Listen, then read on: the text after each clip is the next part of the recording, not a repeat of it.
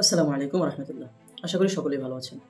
দেখেন, আজকে বাউলদেরকে নিয়ে বা বাউল ভক্তদেরকে নিয়ে অনেক বেশি একটা আলোচনা তুঙ্গে।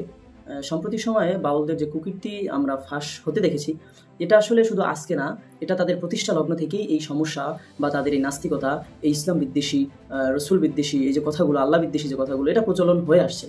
সুতরাং এগুলো আমাদের সামনে সাম্প্রতিক সময় এসে ধরা পড়েছে। আমরা যারা এই বিষয়ে অবগত ছিলাম না, তাদের কাছে এগুলা সাম্প্রতিক সময় বা সাম্প্রতিক বিষয় বা সাম্প্রতিক কালে এসে ধরা পড়েছেন। এখন এগুলা সোশ্যাল মিডিয়ায় প্রচুর পরিমাণে সামাজিক সয়লাভ হয়ে গেছে, তখন আমরা জানতে পেরেছি আসলে আমরা আসি যে বাউল কারা। প্রথমত আমরা আসি যে বাউল কারা। বাউল হচ্ছে যারা কোনো প্রকার ধর্মে বিশ্বাস না করে নিজের দেহের বা আত্মিক ধর্মকে লালন করে, সেটাকেই বলা হয় বাউল বা বাউল ভক্ত। এখন এই বাউলদের কুকীর্তি, এটা আগে আমাদের জানতে হবে। দেখেন, বাউলরা সাধারণত পরকীয় প্রেমকে বা অন্যের সাথে অন্যের প্রেমকে তারা এটাকে জায়েজ মনে করে, অন্যের সাথে অন্যের প্রেমকে এটাকে তারা কল্যাণকর মনে করে। এবং তাদের সব থেকে বড় কুকীর্তি যেটা রয়েছে সেটা হচ্ছে তারা, আল্লাহ মাফ করুক, এই যে কিছুদিন আগে যে লোকটা বললো, নাম মুখে নেওয়ার দরকার নাই, সে বললো যে আল্লাহর মুখ কয়টা, সে কয় মুখে কয় কথা বলে, নাউজুবিল্লাহ, আল্লাহ মাফ করুক।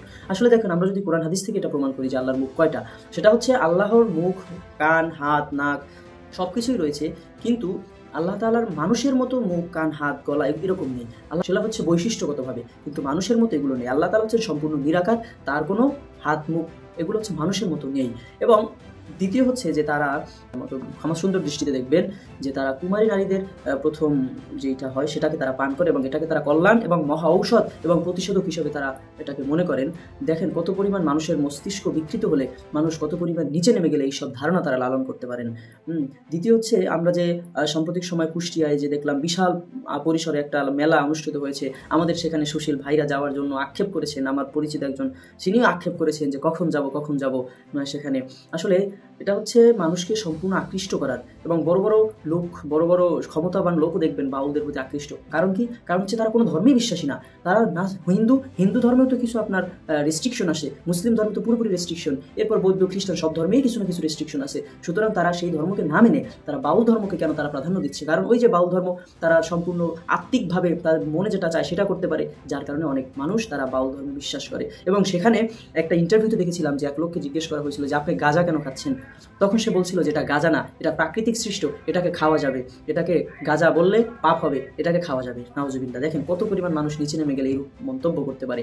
এবং তাদের হচ্ছে সব থেকে উপরের যে লোকটা, তাকে বলা হয় ন্যাড়ার ফকির। ওই ন্যাড়ার ফকির বলতে কি বুঝি? ন্যাড়া বলতে হচ্ছে যার কোনো ঘর সংসার নেই, সে যার সাথে ইচ্ছা তার সাথে তিনি মিলিত হতে পারবেন, সন্তান জন্ম দিতে পারবেন। হ্যাঁ, ঠিক আছে, তাকে বলা হয় ন্যাড়ার ফকির। তাদের ধর্মই যদি হয় এমন, আসলে তাদের নিয়ে কেন এত প্রতিবাদ আমাদের সুশীল সমাজ করতেছে? তারপর হচ্ছে তাদের যে আরেকটা মত, সেটা হচ্ছে যে ইসলামের জন্য মক্কা মদিনায় যাওয়ার প্রয়োজন নেই, এটা হচ্ছে সম্পূর্ণ নিরর্থক। মানুষের অন্তরের ভিতরেই মক্কা মদিনা রয়েছে। দেখেন মানুষটা কত পরিমাণ নিচে নামলে এইসব কাজ করতে পারে, তারা কত অসামাজিক কাজকর্ম করে। অথচ আজকে দেখলাম আমাদের পরিচিত একজন সুশীল, তিনি বিক্ষোভ সমাবেশ করছেন এবং বলছেন যে মানুষের ভুল হতেই পারে, স্লিপ অফ টার্ন হতেই পারে, যার কারণে তাকে নিয়ে জেলখানায় ভরে রাখবেন, এটা ঠিক না, তাকে ছেড়ে দেওয়া উচিত। এবং তার দাবিতে বিক্ষোভ করেছেন আমি দেখছি। কিন্তু আসলে আপনি কমন সেন্স একটা আপনি চিন্তা করেন যে মানুষের যদি সামান্য একটা কথায় ভুল হয়ে থাকে, জাতি সেটাকে ক্ষমা করবে। একজন মানুষ হিসেবে আমিও সেটাকে ক্ষমা করবো, কারণ হচ্ছে মানুষের ভুল হতেই পারে।